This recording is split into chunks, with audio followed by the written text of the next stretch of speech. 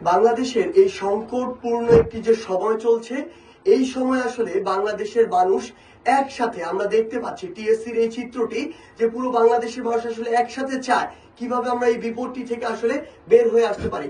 সেই জায়গা থেকে শত শত মানুষ, হাজার হাজার মানুষ তাদের অর্থ নিয়ে, ত্রাণ নিয়ে টিএসসিতে আসছে। আমরা দেখতে পাচ্ছি সেই জায়গায় ইতিমধ্যে ক্যাশ প্রায় 86 লক্ষ টাকা আমাদের বৈষম্য বিরোধী ছাত্র আন্দোলনের যে ওখানে ভলান্টিয়াররা রয়েছে তাদের হাতে এসে জমা হয়েছে। তাছাড়া আমাদের যে ব্যাংক অ্যাকাউন্ট, বিকাশ, নগদ কিংবা যে রকেট রয়েছে, এই অ্যাকাউন্টগুলোতেই মানুষজন তাদের যথাসাধ্য চেষ্টা করছে এই টাকাগুলো দিয়ে, ফান্ডগুলো দিয়ে আমাদের যে ভাইরা বন্যা কবলিত এলাকায় রয়েছে তাদেরকে সহযোগিতা করার জন্য। সেই জায়গা থেকে একটি ছোট্ট বিভ্রান্তির বিষয় তৈরি হচ্ছে।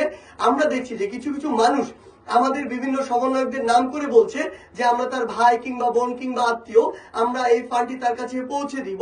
আমরা আমাদের জায়গা থেকে স্পষ্ট করে বলি, আমাদের শুধুমাত্র একটি নাম্বার রয়েছে, যেই নাম্বারটিতে আমাদের সকল অ্যাকাউন্ট রয়েছে এবং সেটি আমাদের অফিসিয়াল নাম্বার, যার প্রত্যেকটি টাকা আমরা আমাদের ওই বন্যার্ত ভাইদের জন্য খরচ করবো এবং প্রত্যেকটি টাকার হিসাব দিতে আমরা প্রস্তুত। আমাদের কোনো ব্যক্তিগত অ্যাকাউন্ট কিংবা নাম্বার নেই। যারা এটি করছে তারা প্রতারণা। এই জন্য আমি স্পষ্ট করে আমাদের সেই নাম্বারটি বলে দিতে চাই।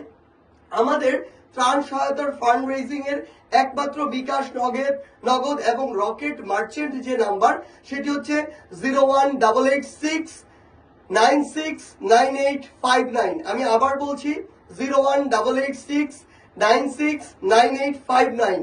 এবং রকেটের শেষে যেহেতু একটি নাম্বার এক্সট্রা প্রয়োজন হয়, সেটি হচ্ছে শেষে 7 অ্যাড হবে। আমি আবার বলছি 7 অ্যাড হবে। আমি আমার জায়গা থেকে একটি কথা স্পষ্ট করে আপনাদেরকে বলতে চাই, আমার যে ভাইরা বাংলাদেশের আজকে দক্ষিণবঙ্গের কথা বলি, সিলেটের কথা বলি, কিংবা হয়তো উত্তরবঙ্গ এটি খুব দ্রুত শুরু হতে পারে, যে ভাইরা বন্যা কবলিত রয়েছে, আমি পুরো বাংলাদেশের মানুষকে অনুরোধ করছি, হ্যাঁ আপনারা অসংখ্য ব্যবসা করেন, আপনাদের অসংখ্য চিন্তা ভাবনা রয়েছে, কিন্তু এই দুর্যোগপূর্ণ সময়ে, জাতির কিংবা রাষ্ট্রের এই সংকটকালীন একটি সময়ে আপনারা আপনাদের ওই ব্যবসার হিসাবগুলো, এই চিন্তাগুলো একটু দূরে রাখুন। আমরা এখনো দেখতে পাচ্ছি কিছু ভাই, আমরা যখন ওই নৌকাগুলো ভাড়া করে ওইদিকে নিয়ে যেতে চাই, কিছু ভাই ওই নৌকার ভাড়াগুলো বাড়িয়ে দেন। আমরা যখন ট্রাকে করে সেগুলো নিয়ে যেতে চাই, কিছু ব্যবসায়ী আছে তারা ওই ট্রাকের ভাড়াটি বাড়িয়ে দেন। আমি আপনাদেরকে একটা প্রশ্ন করতে চাই, এত নিচু মন মানসিকতা নিয়ে আপনারা সে চলেন কিভাবে? এই যে অর্থ মানুষের সংকটপূর্ণ সময়ে আপনার যে অর্থটুকু আরো বেশি লাভ করতে চান, এই অর্থগুলো আপনার হজম হবে কিভাবে? আপনি কি চিন্তা করেন না যে সৃষ্টিকর্তা যদি চায় তাহলে আপনাকে আপনার এই যে এত এত অর্থ সব একটি মাত্র অসুখের মাধ্যমে কেড়ে নিতে পারে? আবার সৃষ্টিকর্তা যদি চায়, আপনি যদি এখন মানুষের পাশে দাঁড়ান, তাহলে হয়তো অন্য একটি সময় অসংখ্য বিপদ থেকে আপনাকে বাঁচিয়ে দিতে পারে কিংবা আপনাকে ব্যবসায়িকভাবে লাভবান করতে পারে। তাই মানবিক দিক থেকে চিন্তা করে হোক, নৈতিকতার দিক থেকে চিন্তা করে হোক, এই আপনার অতি ব্যবসায়ী মনোভাব, অতি মুনাফাখোর যে মনোভাব, এগুলো থেকে দয়া করে বের হয়ে আসুন। এটি শুধু মানুষের সমস্যা নয়, এটি একটি দেশের সংকটকালীন সময় এবং আমরা সকলে যদি একসাথে কাজ করি তাহলে এই সংকট আমরা উতরে যেতে পারবো।